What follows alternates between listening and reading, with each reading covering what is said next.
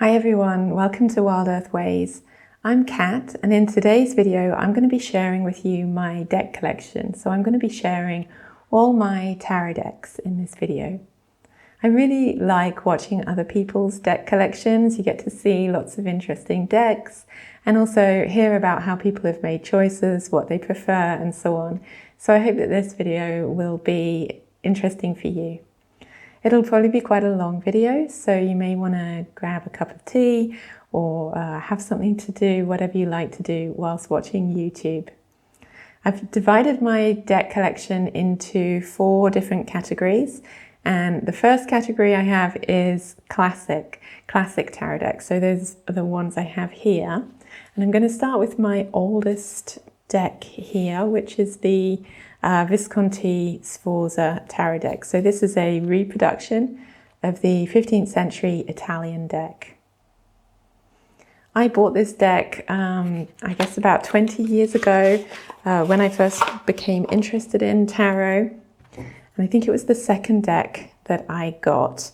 So you can see it's a reproduction deck of the Italian paintings.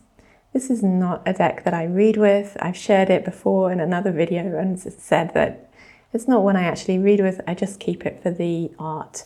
You can see this is the backs, they're very plain. It's just a reproduction really rather than a readable deck. And this is with a kind of pip style. So what then develops into the Marseille style of deck. And I own just one Marseille deck. Which isn't a real Marseille, it's a modern version of the Marseille, and it's this one, the Tarot de Maria Celia, which is made by Leonard Jim Narciso, who's a Filipino artist, and I really like this little Marseille style deck. So you can see that the coloration is different than your classic Marseille, which is normally this kind of very bright, clear primary colors, and this is a little bit softer in the palette. And the minors are with these different flowers and botanical decorations, and the figures are drawn in this kind of medieval style, which I really like. I really enjoy their kind of idiosyncrasy. It's a very cute little deck, and it's very easy to read with, I find. I like the kind of oddness of the characters. They don't look quite right in terms of their proportions always, and they have these interesting little facial expressions. I don't know if you can see this here. This is the strength card, and they seem very characterful to me and quite friendly. So I find this deck quite a kind of friendly reader. Maybe that's also partially because of this soft color palette that you have as well, and the floral growths in the minors. There's a lot that you can pick up on when you're reading with this deck, and so yeah, I think altogether it makes a really nice little Marseille deck. It's the only one that's particularly cool to me, and I'm not a huge reader of Marseille, so I found this one to be enough for me, and I really like the style of it. So that's the Tarot de Maria Celia, which comes in this cute little tin, and it's published by US Games. Moving on to the next kind of classic deck, that would be the Rider-Waite-Smith or Smith-Waite deck. And for that, I have this deck. This is the Universal Weight. This is the images of the Smith-Waite deck, but it's been redrawn and recolored by Mary Hanson Roberts. So it comes in this box. It's from US Games. I have spoken about this one in a recent video where I talked about my search for my favorite Smith-Waite deck, and this one is the one that has really connected with me. I enjoy the coloration of it. I think the clarity of the images makes it very easy to read with. I think the backs are gorgeous, and I do really appreciate the Smith-Waite imagery. So my first ever deck was the Smith-Waite deck. It was the original Rider-Waite-Smith deck that comes from US Games, and it's published in a kind of purple box. I still have that deck somewhere. It's in storage, but I don't read with it. So I got that deck about 20 years ago, and it's the one I learned to read with, but I no longer like to read with that deck, so I've just kind of left it in storage, and it's not going to be in this video. This is the one that I turn to when I want to read the Smith-Waite. So that's the Universal Waite Tarot deck by Pamela Coleman Smith and recolored by Mary Hanson Roberts. And my other Smith-Waite deck, which I really enjoy, is this one. This is the Illuminated Tarot. So these are my backs, and this is the deck. So this version of the Smith-Waite Tarot was repainted by Carol Hertzer, and it's actually a handmade deck by her. So the deck is kind of laminated, so you can see it's very shiny, and it's a laminated cardstock that she has actually cut herself, so it's actually a little bit uneven, but I enjoy that aspect of the deck. I feel like it adds to its individuality, so it's not something that bothers me at all. I think it's part of its character. And you can see that the way she's painted this deck is that she's added lots of colour and also designs around the colour. So there are kind of bursts of light, like these kind of star bursts here in the Four of Cups. And this light is part of the reading for the tarot. So it's called the Illuminated Tarot, and she's really showing in the images how the scenes of everyday life are kind of full of a kind of shared energy and illumination. And so I feel like this is a very powerful deck for special readings, really. This is not one I use every day because it has such a strong, bright energy, but it's a very positive feeling deck. You can see even in somewhat more negative cards, the light gives it a very strong positive feeling, and a feeling of how everything is connected by this energy. Like here we can see in the Page of Coins how this light around him almost forms wings. So it gives it a different sense, and sometimes a different meaning.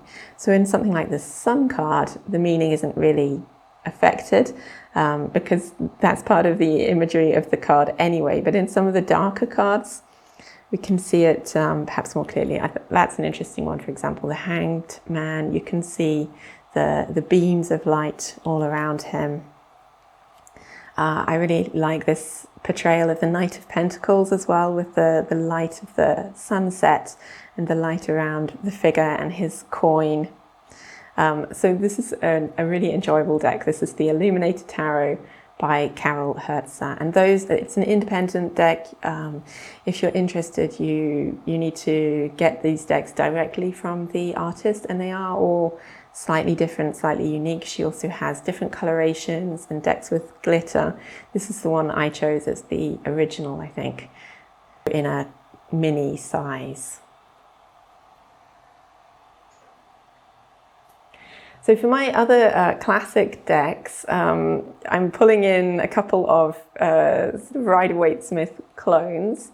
Actually, if you saw that video which I made about the RWS, you'll notice that a couple of decks are no longer in my collection. So I have given away a few decks recently that I wasn't using, and that's why they're not in this video. But I have put into this category of classics a couple of decks which are heavily based on the RWS, partially because I wasn't sure where to put them in any of my other categories. So one of them is the Bianco Nero Tarot by Marco Proietto, which is another US Games deck, and it comes in this little tuck box. These are the backs, and you can see that this deck is a black and white deck. It's very beautiful, I think. I think I may have the queens on top here, so you can get a little sense of the style of the deck from the way the queens are portrayed. It's a Rider-Waite-Smith based deck. The imagery you can see here, the sunflower and the black cat, but obviously it's not exactly the same. It's been reinterpreted in this deck, and some cards more so than others. Still, it's pretty close to the Smith-Waite, and that makes it very easy to read with. I feel like this is a very energetic deck. Like you can see here in this Knight of Swords, maybe what I'm talking about.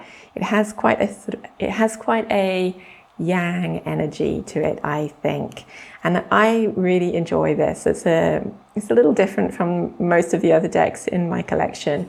It's very human and it's very active.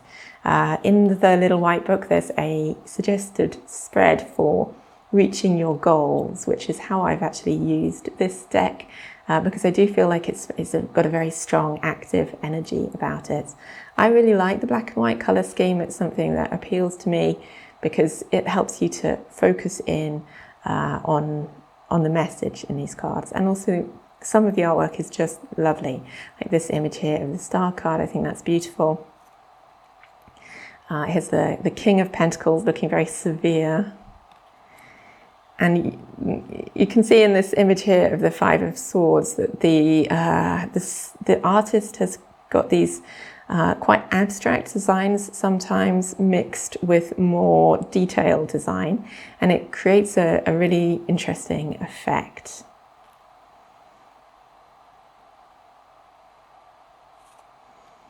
So this is the Bianco Nero Tarot by Marco Proietto, a black and white deck based on the Smith-Waite imagery.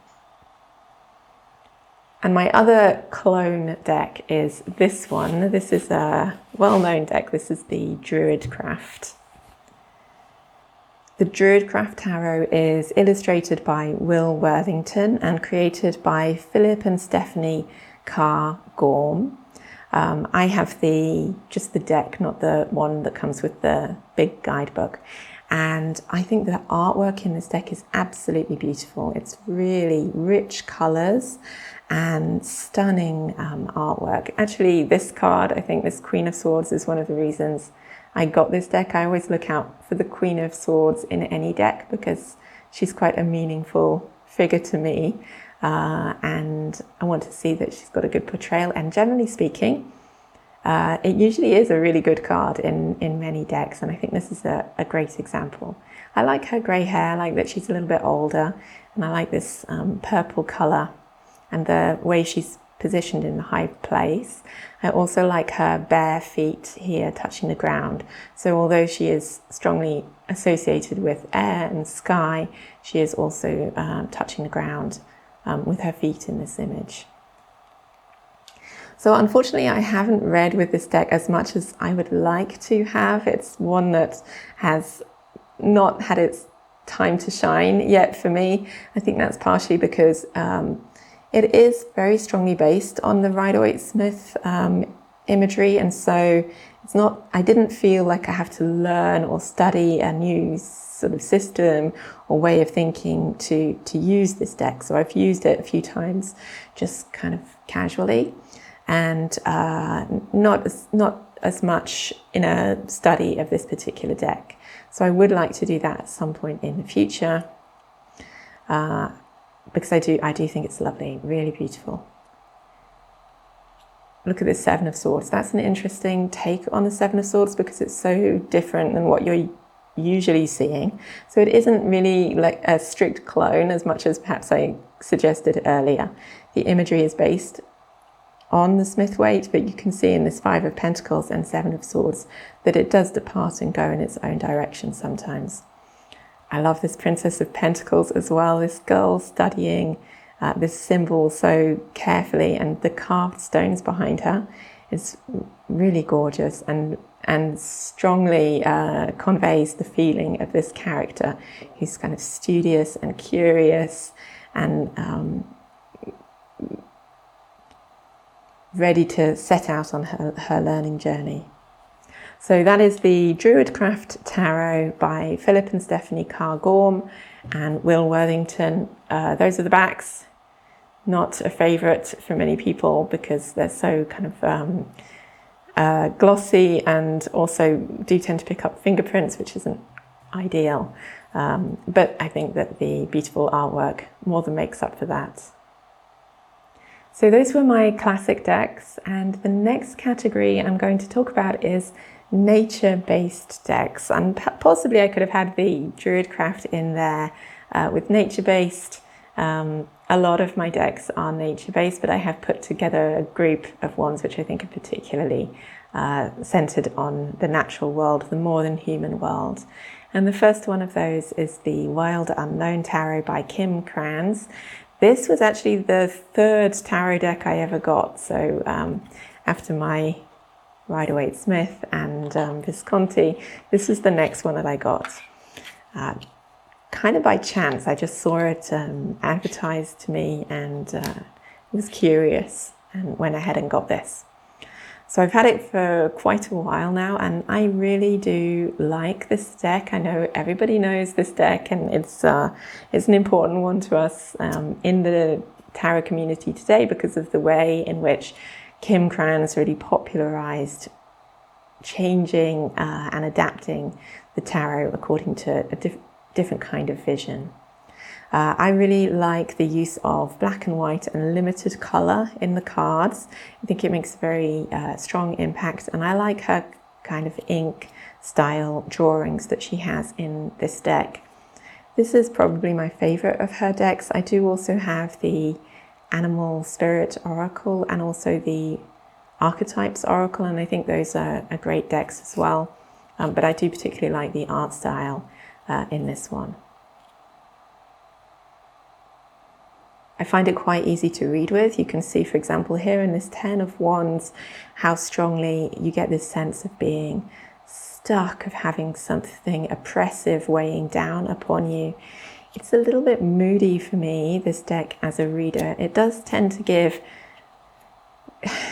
I don't want to exactly say negative readings, but it tends to have a kind of truth-tellery quality, a toughness about it. That is specific to this deck, even though there are also lovely gentle images like this one, the Mother of Pentacles, as well. I've mentioned in an earlier video, I think, that I have used this deck quite a lot for writing poetry, along with the oracle decks as well, by Kim Krans. I find it quite inspiring for writing poetry, and that's one enjoyable way that I have used this deck. I also think it's really interesting in the Wild Unknown Tarot how she's used lines in different directions. Like here we have these lines forming a kind of ladder or a box. Here they're radiating outwards from a central point, and so it gives you something to look at in the reading. How are the lines adding to what you see, and also how's the colour adding to what you see? As a nature-based deck, it doesn't shy away from the harshness of nature, as well as its mystery. There are no human figures in this, but you feel very clearly the human interpretations of the imagery, whilst not actually showing nature in a kind of particularly unnatural way for the most part. There are a few images perhaps where that's not true. It's a difficult 10 of Swords. It's a hard card to look at for sure, but I do feel that in Kim Krans' artwork there's this empathy for the suffering animal and a kind of anger at the pain of it, so it doesn't seem to me to be gratuitous, and it can read in different ways according to the context as well. But it's for sure a tough card, and there are tough cards in this deck as well as gentle ones. So that's the Wild Unknown Tarot deck by Kim Krans, and I have the mass market version, not the original indie version.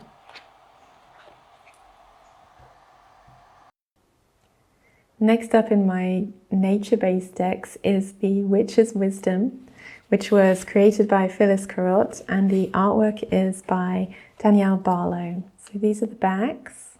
This deck is published by Hay House.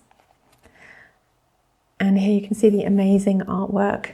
Probably of all my decks, this is the one that I have used the most, and it's probably the one that means the most to me. I really love the vision of this deck. I love the artwork. everything about how it's been designed and conceived and created is just really special. Like here you can see this is the Fool card, this is the Pilgrim card in this deck. So actually in the Witch's Wisdom, the mages move in reverse. So this is the last card in the sequence. The first card in the sequence is the World card, which shows the pilgrim moving away from her burning city. And here she's traveled through this sequence, this experience, to reach this point of lightness and integrity in her journey, accompanied by the fox spirit as well, who's with her in many of the images. And she changes form, gender in the images of the major arcana. I really enjoy their way of telling the story backwards of the major arcana. So it's not backwards. The idea is that instead of taking a journey of spiritual enlightenment that moves us out of the world, rather the idea in their sequence is that we go deeper into connection with the living earth. And also in the minors, this kind of story is also being told. The minors do not show humans. In the numbered minors, they show different animals and ecosystems. Some of the cards have been renamed, like this one, the Rebirth, and they take place in different landscapes. So you can see here this desert landscape with the snakes. I really enjoy that. It reminds me of where I live. Here you can see an ocean, the turtles going out to the sea under the full moon. It's a really fascinating deck, which I never tire of reading with. At the moment, I'm using this deck to take a journey through the elements. I'm reaching the end of the element of Earth in this kind of deep dive, and hopefully I'll make a video about that before too long on the channel. And I'll deep dive a little bit with the Witch's Wisdom in a future video. So do subscribe if that's something that you're interested in seeing in the future. So that's the wonderful Witch's Wisdom Tarot by Phyllis Carrott and Danielle Barlow. I've mentioned before on the channel that some people don't like the cardstock of this deck. The cards are large, they're really large and not super easy to shuffle. To me, it doesn't matter. Like I love the deck so much, it really wouldn't matter. But they are coming out with a new standard size deck later this year. So you can look out for that if that's something that interests you. And it comes with a guidebook and a nice box. This deck is one of two decks which I have a backup copy of. So an unopened backup copy. I actually bought it because I had intended to do some project with it and maybe display some of the artwork.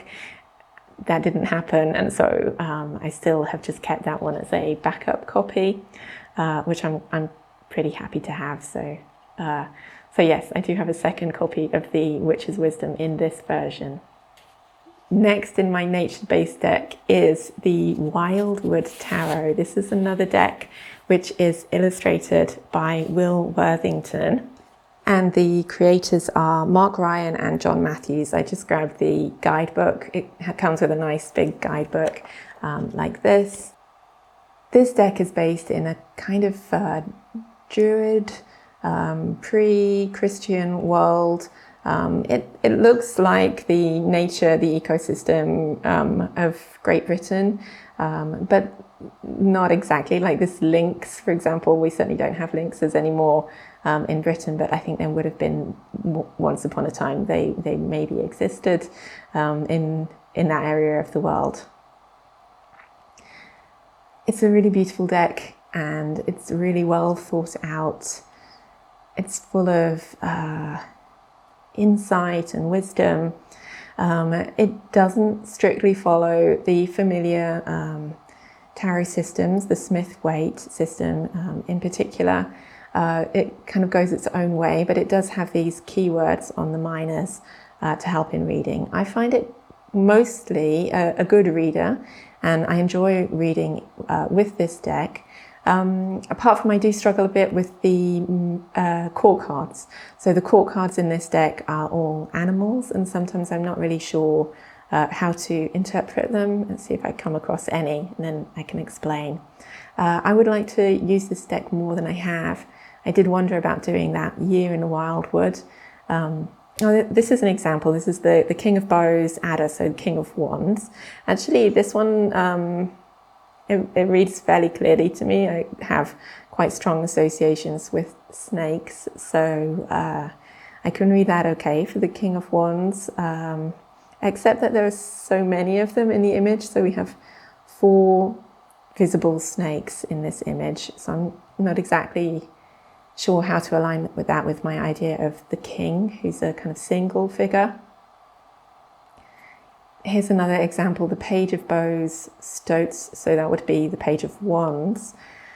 I mean, Stoat is quite a charismatic animal, but it just takes a little bit of thought for me to think what is meant by a stoat compared with what I would normally read as the Page of Wands. So the court cards are a little bit of a challenge for me in this particular deck, but I do love the artwork, and I like the opportunity to travel into a land closer to nature than modern life. I think this card is beautiful, the mirror. This is in place of the hanged man, and it's a very fascinating image. We have this kind of mer woman holding the moon, so it appears, and a figure in a boat. So it's reminiscent of the death of Arthur in this particular image. It's very fascinating, and I enjoy reading with it. I think, again, this wild man in the 9 of Bows is really powerful. I think in the guidebook they call him a wadrow, which is like a wild man in medieval English. So yeah, I haven't done a year in the Wildwood with this deck. A year's a long time, but I am hoping to kind of get back into it in winter this year. I do feel like this is kind of a wintry deck for me, so I'm looking forward to breaking this one out once the weather gets a little bit colder. And my next nature-based deck is this one. This is the Gentle Tarot. I have the linen edition of the Gentle Tarot. Has some extra cards. This is an independently published deck. The creator is Marion the Sky, Marisa Rice Aparicio Tovar, and I bought this one directly from her. She has a standard size one and also a pocket size tarot, and then the linen edition. And the linen edition is quite economically priced. So she made the deck available to more people by kind of altering the pricing in this way, which I appreciate. It's a beautiful deck. You can see the borders are different colors, and the artwork is lovely. I find this deck is perfect to read with when I need something which is a little softer, when I need a reading that's as it says, gentle and supportive. And I do also really like the intentions or mantras that she's written to accompany each of the cards. So let's see, this is the Two of Thunder, so that's the Two of Swords. I love this image of a woman in the kelp forest, all curled up and held in the ocean like in a womb. So she's retreating into this place of stillness and comfort. You can see this outline of a seal below her as well. So she kind of reminds me of a Selkie figure. Let's see what the intention is with this card. It says, I am at home with myself. I'm supported by the world around me. I will take the time I need to listen. I think that's a gorgeous way of reading the Two of Swords, the Two of Thunder in this deck. So that's the Gentle Tarot, very strongly connected with nature. These are the backs. The artist works in Alaska, and so the imagery, the scenery is Alaskan in tone. It's not a landscape I'm familiar with, but I do really enjoy this this deck and how it reads. I have a whole video on this deck comparing this this vision of the world from in this deck with the writings and philosophy of Thich Nhat Hanh. So if that's something that interests you, please do check it out. Next in my nature-based decks, I have another independently published deck. This is the Oak, Ash and Thorn by Stephanie Burrows and Adam Ohlers. It's a pretty popular deck on YouTube, so I'm sure you'll have seen it before. This is an animal deck. We have rabbits for the pentacles, squirrels for the cups, it's rabbits again, it's crows for the swords, and foxes for the wands. And I really enjoy the artwork of this deck. Look at this beautiful Ace of Wands with a fox and the dew on all the grass in the forest. It's absolutely lovely. It's quite a gentle deck, but it does contain the full range of meanings in the tarot, so you can use it like any other deck. And it sort of transports you into this storybook world of animals in the forest. It has a kind of dusky feel. The light is a little bit muted and darker, but also kind of soft in that sense as well. Take a look at this Eight of Cups, for example, with our squirrel leaving his acorn cups and traveling off under the full moon. It's really gorgeous. The animals don't exactly act like normal animals, so it's somewhere between storybook animals and real, like, so you can see here the Knight of Pentacles has some armor.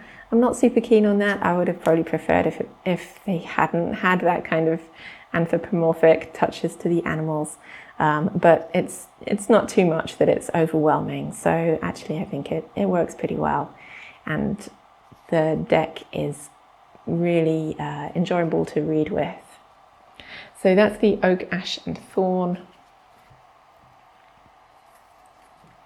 These are the backs. It's on pretty thick cardstock, so if you are a riffle shuffler, I don't know how well this riffle shuffles. I overhand shuffle all my decks, so it doesn't bother me. And I know that the creators really emphasized ecological awareness in all of the process of creating this deck, and so it was ecologically sustainable materials for the printing.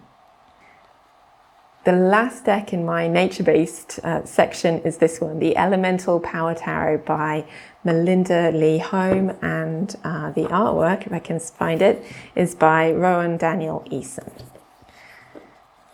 So this deck has a pretty good guidebook. I enjoy the guidebook, and it has some of my favorite backs of any deck. I think this octopus, I really enjoy it, and then it has the elemental symbols there as well.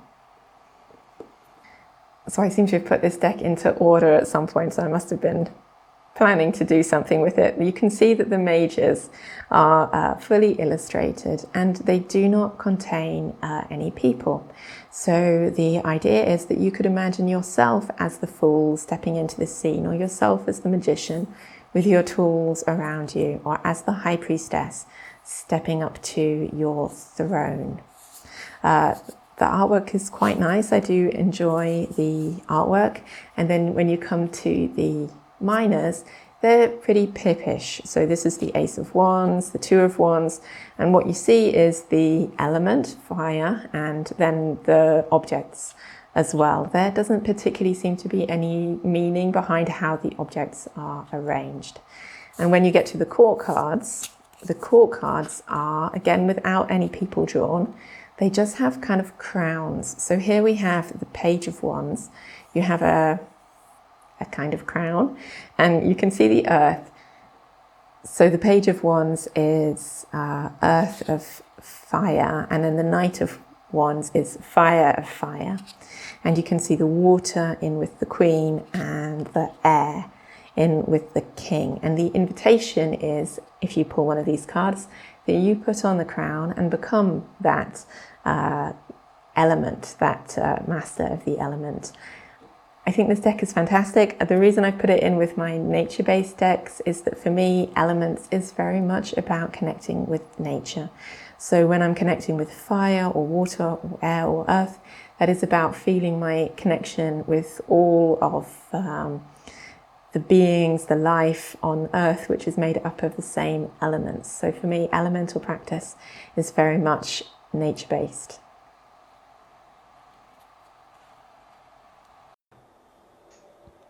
My next category of decks is my meditative decks. I do tend to find that meditative decks tend to be more likely to be oracle than tarot, but I do have a few in this category. And the first one is this one, the Ad Orbiter deck, which is created by Nicole Rallis and Peter Henry Reed.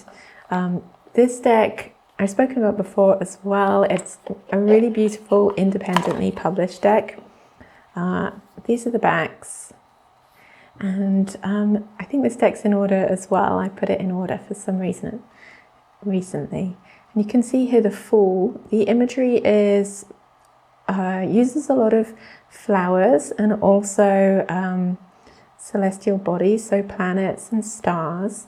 And there are also waves in the Suit of Cups. There's a lot of space around the images. They are very abstract. So there's a lot of space for you to interpret them according to your own methods.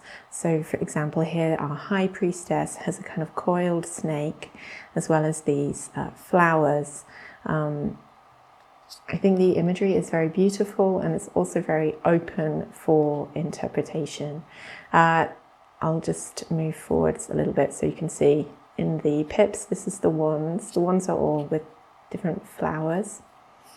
The cards are produced to a really high quality. We have this kind of bronze gilding that's actually very soft to the touch. And then in the guidebook, it's just a kind of fold out piece of paper, and it contains like a short poem for each of the cards. So if we have here the Three of Wands, which has these 3 sunflowers, let's take a look and see what it says for the Three of Wands. It says, standing afar from sunflower fields, there's a sea of burning embers, a horizon it yields. Yet the closer you get, the glow breaks into threes. An ocean of stars becomes tall yellow trees. Dive into our insight and we'll end up below, looking up at the stems we have always known. So you can see it's very poetic and evocative without being prescriptive. And I feel like the main message that comes through with this deck is a sense of connection. The line, a tarot deck from the soil to the stars, sums it up pretty well, that the deck is about how we're connected from the flowers all the way to the stars. And we ourselves are a part of that kind of endless dance of the elements. I really enjoy this perspective, and it's a fun deck for me to work with because it's so open, and it really just allows me to meditate upon the image in a very free way without it necessarily having a closed reading at all. So that's the Ad Orbiter Tarot deck. And the next in my meditative decks is this one, the Field Tarot by Hannah Elizabeth Fofana. This is another of my favorite decks. I think it's really beautiful. This one is mass market. It's produced by US Games. These are the backs.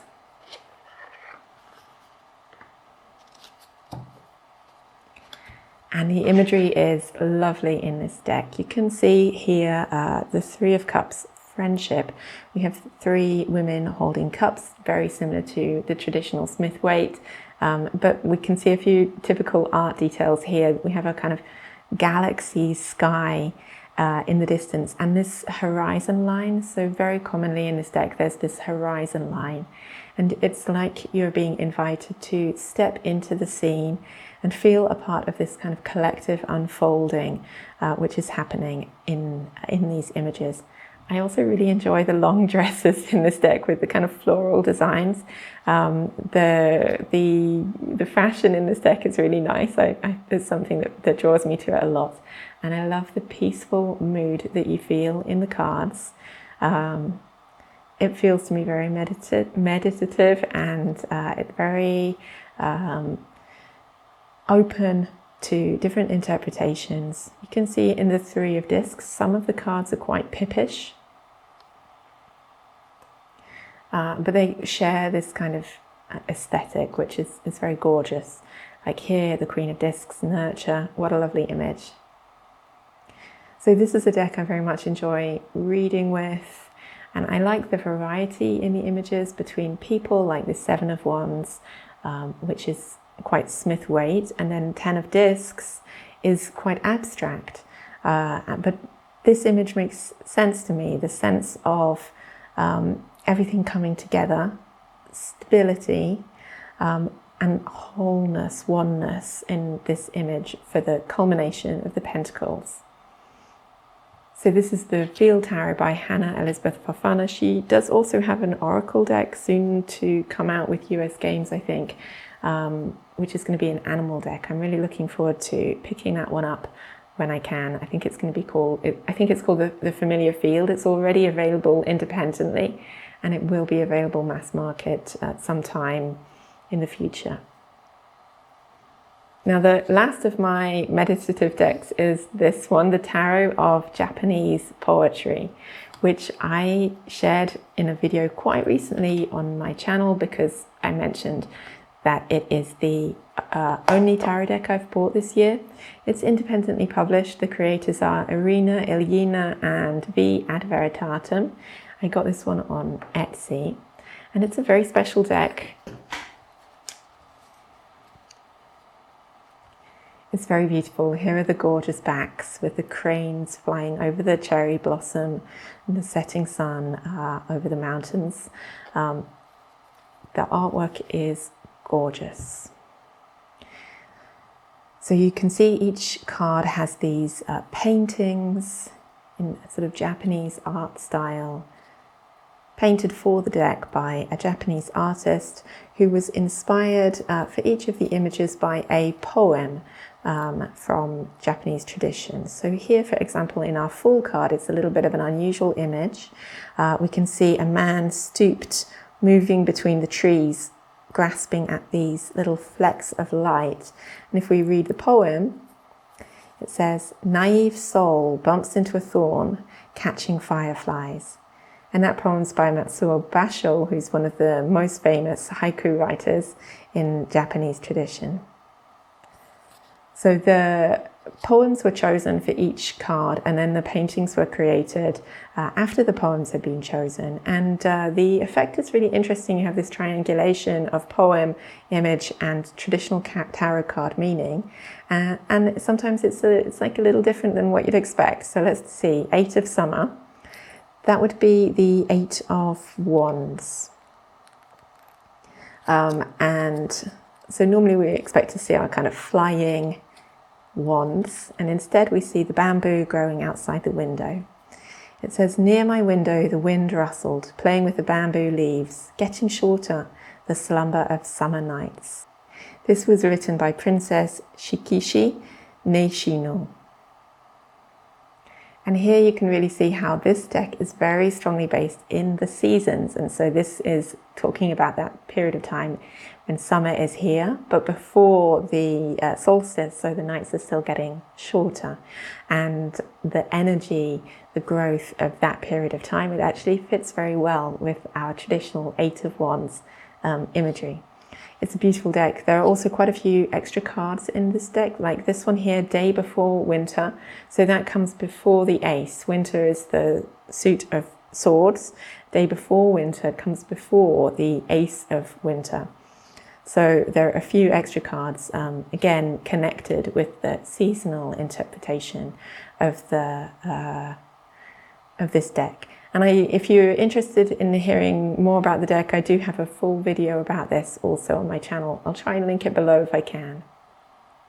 I consider the tarot of Japanese poetry to be a meditative deck because for me, this kind of poetry, haiku, is a meditative process. It's about feeling into the here and now, appreciating the present moment, some experience of the present moment. And when you read other people's poems such as these, you are directly connecting with their experiences in the moment and the emotions that has evoked for them. So here, this Princess of Spring, for example, I find that very moving as an image. I can really feel myself in a scene under the moon, under the trees, reading on this swing. I think the artwork is beautiful and very evocative and goes really well with the poems in this deck, the Tarot of Japanese Poetry. So that brings me to my largest category of decks, which is actually storytelling decks. And I have quite a few decks which I consider to be primarily storytellers. And I'm going to bring out, first of all, one of my absolute favorites, which I have 3 versions of. This is the tarot, the Shadowscapes Tarot. So I have this deck in 3 different copies. It's a little bit ridiculous, but I do really love it. So this is the Shadowscapes Tarot, which is created by Stephanie Pui-Mun-Law. This is the English version. It's a Llewellyn big box with the deck and guidebook.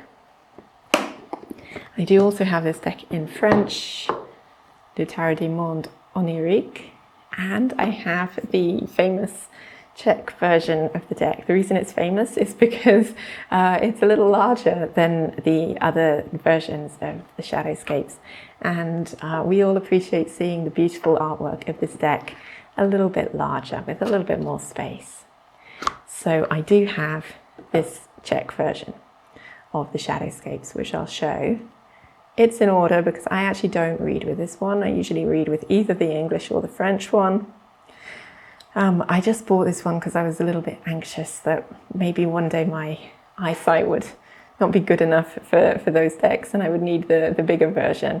So I got the bigger version for that reason. Oh, it's not in order. It just had the full on top.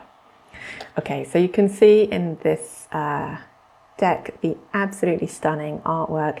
Here we have our Page of Wands playing to the foxes.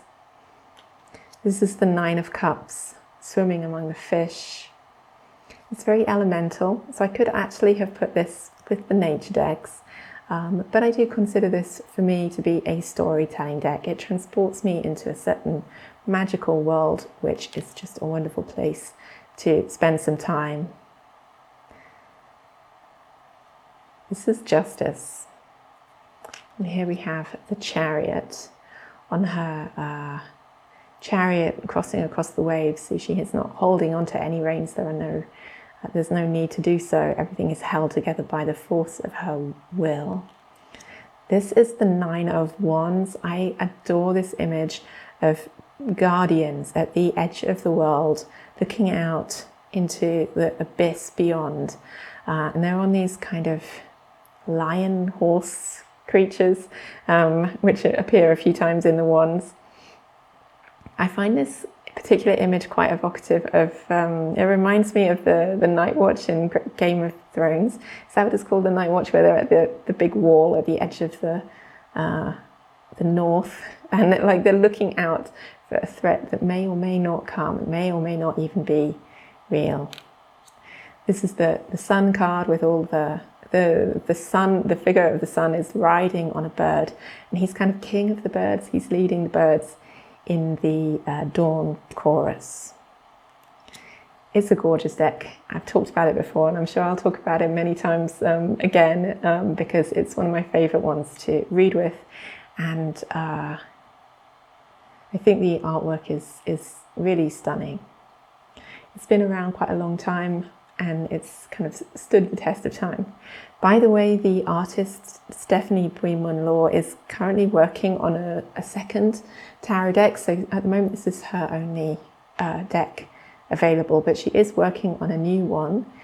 It's going to be called The Dance, I think it's going to be called. And it's got a lot of animal imagery, forest imagery, a little bit less peoply, so a few less of these kind of fey characters according to the artwork which I've seen so far.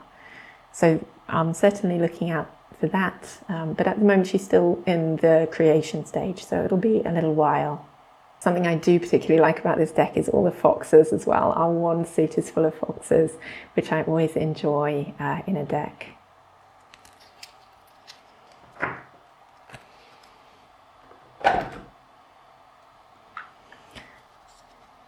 Next up is another deck which also has quite a few foxes in it, and it's a storytelling deck. This is the Ostara. I do have it in this box at the moment. Whoever was in this box before got moved out. I can't remember why exactly, but this is the Ostara Tarot. And it is created by 4 different artists: Molly Applejohn, Eden Cook, Krista Gibbard, and Julia Iredale. And it's a collaborative deck. You can see that there are different styles of art in the deck, and they have shared the major arcana between them, and then each artist has a different suit. And this does mean that probably most of us who use this deck have some suits that we prefer to others. So in this artist who's drawn the Emperor, I think they also have drawn the sword suit, if I remember correctly. So that looks like it's the same art style, and I really like the sword suit. I think this is done really well in this deck.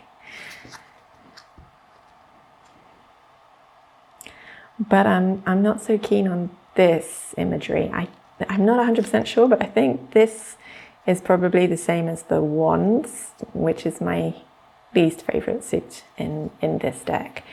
Though there are some stunning images, so that's not to say at all that the artwork isn't good. And I know that some people, it's their favourite suit, so we all have different tastes. It's a very storybook deck for me, the Ostara Tarot. It really feels like stepping into a fantasy novel, and I think it's gorgeous. But I haven't worked with it very much. It's just one of those ones which has been a little bit pushed to the side by the fact that I have certain other ones which I've tended to turn to and use by preference. And that isn't a criticism of this deck, it's just how it's worked out, and it's one I would like to explore more in the future. For instance, that Temperance card is lovely. I think that's a really interesting image of temperance, kneeling between the prey animals and the predator animals. And again, actually, this deck has quite a strong connection with nature, and quite a lot of foxes. So the pages in this deck are all kind of connected with foxes. Let's see if I can find the swords one. Yeah, there's the Page of Swords with his desert fox. I think that's a gorgeous image, as is the Queen of Swords and the Knight of Swords, but I'm not super keen on the King. In fact, generally the Kings are not the best, I think. Like, there's the King of Pentacles. They have a certain negative quality to them, a little bit sinister. Okay, so that is the Ostara Tarot, another wonderful storytelling deck. My next storytelling deck is the John Bower Tarot. This is produced by Lo Scarabeo, and it's a pretty familiar deck on YouTube, I think. It's another mass market deck. So is the Ostara Tarot, by the way. It's also mass market. And these are the backs. They're not very popular. I often hear people complain about these backs. They're not great, but the tarot deck itself is gorgeous, absolutely lovely. So we can see here our gorgeous Queen of Cups being crowned underwater by a merman. It's so evocative of story, like this woman kneeling with a dead swan, or this troll with his heavy bag speaking to this little boy, the King of Pentacles. Who's the King of Pentacles? We're not sure. That depends on our reading. There is a book available of Swedish folk tales, which is illustrated by John Bower. So John Bower was a Swedish artist and illustrator, and many of these images come from his drawings, his paintings to illustrate folk tales. And I wondered about getting that book because I'm not familiar with the folk tales often in this deck. But I've decided maybe not to, because I want the reading to be open. I want to be able to read the stories in my own way. Like here, this young lady with a key among the harebells, talking to these two hooded figures on their kind of twisted staffs. What does it mean? I can decide according to the reading which I am making. Is if I do know the stories, I'm worried that it might kind of close it down. Not necessarily, maybe one day I'll feel differently and think that the stories are going to add another layer of meaning, but for now I'm enjoying reading the cards quite intuitively and according to my own interpretations. They roughly follow the Smith-Waite meanings, but you can see not closely. So it doesn't necessarily have a very close correlation with the tarot imagery that we're used to, and I quite enjoy that actually. I think that just adds a little bit of difference, diversity in the tarot collection. So this is the John Bower Tarot.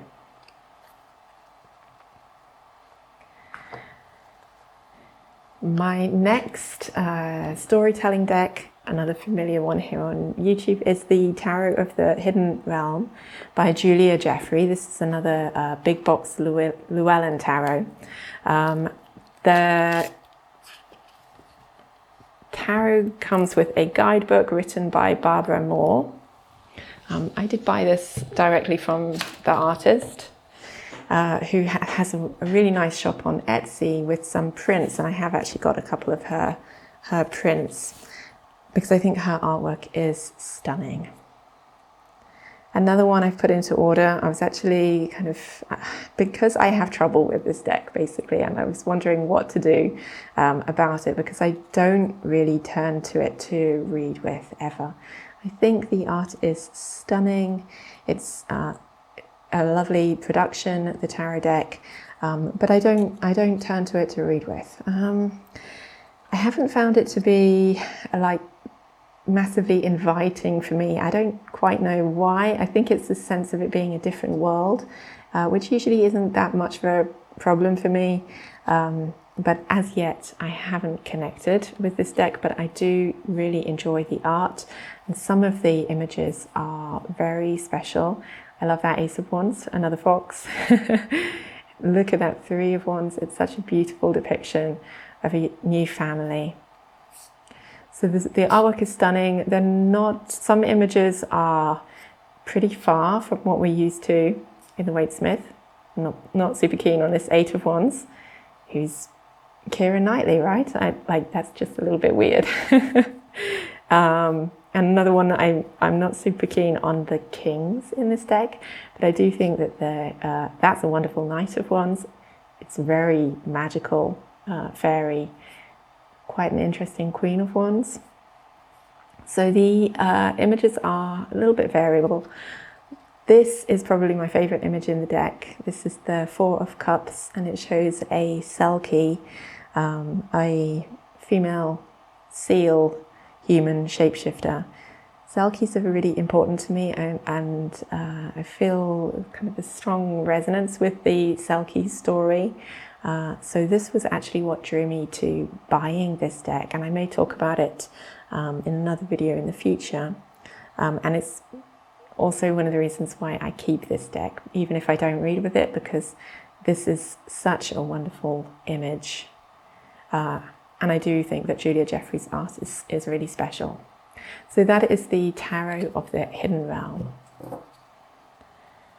And my next storytelling deck is the Tarot of the Divine, which is created by Yoshitani. And every image in this deck is based on a different folk story from around the world. So our strength is Tamlin, I think. not all of them are familiar to me, so I'm not completely sure who this is. I know that this is the Lady of Guadalupe for the Empress, but they sometimes are not familiar with me, like this Knight of Coins. So I do have the guidebook that goes with it, with this deck, that is sold separately and has little summaries of each of the stories. So that's called Beneath the Moon, and the stories in there are retold very briefly, along with full-size artwork from the deck. And when you read the stories, you can see how much work the creator has put into choosing appropriate images and stories for each of the tarot cards. And I think her choices are fantastic and really bring wonderful layers of meaning to each card. Like here, our Six of Cups is from the Snow Queen. So we have the two children at the start of the story when they're in their sort of time of innocence, sharing roses in the rooftops before Kay is taken by the Snow Queen into captivity. The moon is Princess Kaguya, the Japanese story of the child that comes to the bamboo cutter and grows into a beautiful princess who eventually has to return home to the moon where she has come from. I love this Three of Swords card, which is representing another shapeshifter. This woman is a swan, I think, and she marries a human man who doesn't know that she's a shapeshifter, and she is cutting feathers from her own body to create a fabric to bring them money. And it's painful for her, and it's gradually weakening and sickening her, but he doesn't know anything about it. She's asked him to not open the door when she's working on the fabric, and eventually he does look and he sees her true identity, that she's a shapeshifter, and after that she leaves him. So the stories really bring amazing layers of meaning to the tarot cards, and I think that they're very well chosen. Like this Three of Swords, the painfulness of this moment, the heartbreak of the moment is very strong, and also the self-inflicted nature of this experience to some extent. It's complex, there are layers to it, and I think that that's something that is special about this particular storytelling deck. So that is the Tarot of the Divine.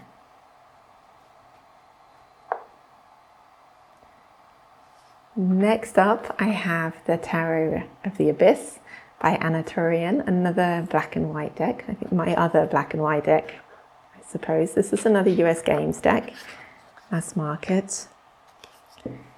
And it has Anatolian's beautiful artwork. Look at this Seven of Pentacles, the lady baking bread, working hard on her craft. What an extraordinary death card, opening up into the universe. The King of Wands here with his fire. I actually particularly like the court cards in this deck. I think that they're really beautiful and evocative. That's a gorgeous star card. And I do find that this deck, as I've mentioned before in one of my storytelling videos, is a wonderful storyteller. It really invites you in to think about what's happening in the images and how this connects with your life. I also like this Three of Swords. I think that's wonderful, with this heartbreak, but actually letting something free at the same time. It's really interesting. She has alternative cards for her Three of Swords and Ten of Swords. I kept the more traditional versions in my deck.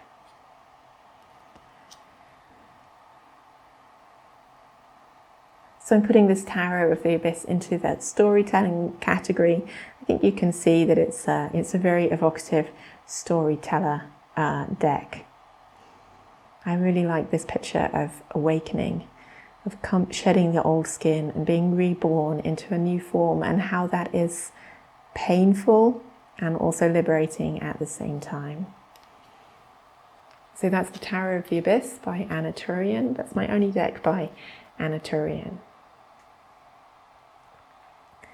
Next up, I have the Pagan Otherworlds by Uzi. This is an independently produced deck. And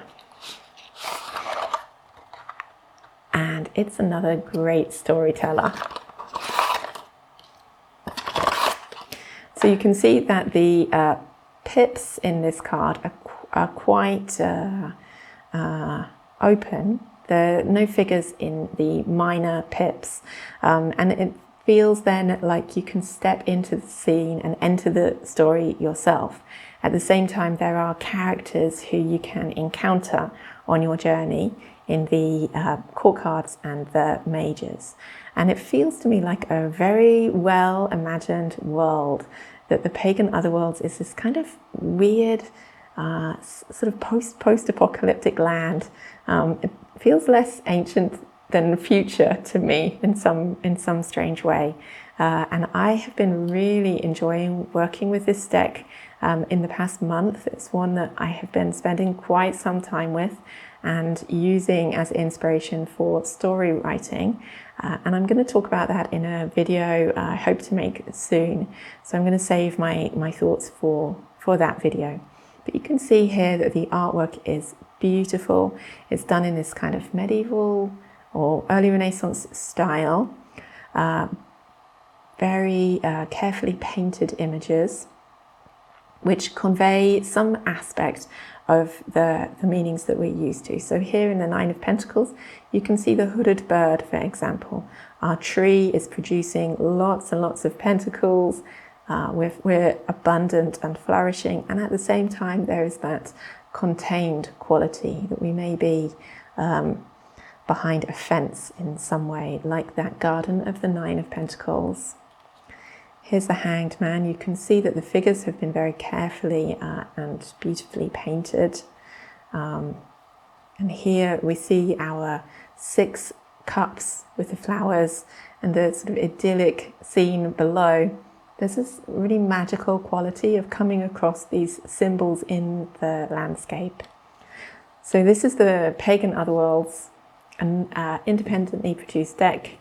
The publisher is Uzi.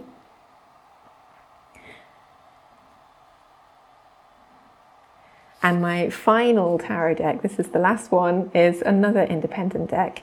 This is the Smoke, Ash and Embers, which is created by Stephanie Burrows and Adam Alders, so the same creators as the Oak, Ash and Thorn. And this is their dragon deck. So this is actually an extra card with no title. But the deck is, on the whole, pretty closely based on the Smith-Waite system, just like the Oak, Ash and Thorn, except that in this case we have dragons. And you can see it's the same beautiful art style and very intricate, delicate drawings with the same kind of muted tones, quite calming to look at. Now, I mentioned working with this deck in detail in another video that I mentioned in there that it, for me, has a kind of late spring energy because the dragons are quite small. You can see here our dragon talking with a crow. There's a kind of shout out to the Oak, Ash and Thorn in each of the aces. We can see here a little water dragon talking to the frogs. They're quite small. They have this wonderful sort of innocent energy, I would say, actually, to them. Look at this Queen of Cups, for example. They're very approachable dragons, and they really feel like full of vibrant energy. And I do find this to be another storytelling deck. I kind of hesitated which category to put this one into because it is quite nature-based, but at the same time, dragons are not real. So I thought maybe I shouldn't put it in there because it's a little bit more fantasy.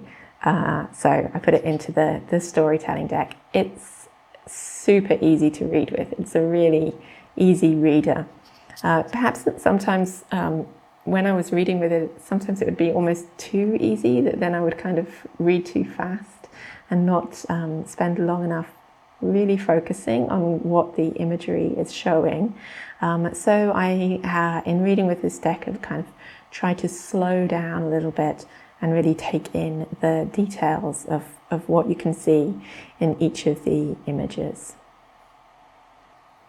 So that's my last tarot deck. That's the Smoke, Ash and Embers Dragon deck, created by Three Trees Tarot, Stephanie Burrows and Adam Ohlers. Thanks so much for sharing your time with me. I hope that you've enjoyed this journey through my tarot collection. It's been a pretty long video, so thank you if you've made it to this point. Please do comment below, let me know which decks you particularly enjoyed seeing, and if there are any decks that you'd like to see more of in the future, like a deep dive exploration. I'd be really interested to know which ones you're interested in. Thank you again for sharing your time with me, and I wish you well wherever you are, and I hope to see you again soon.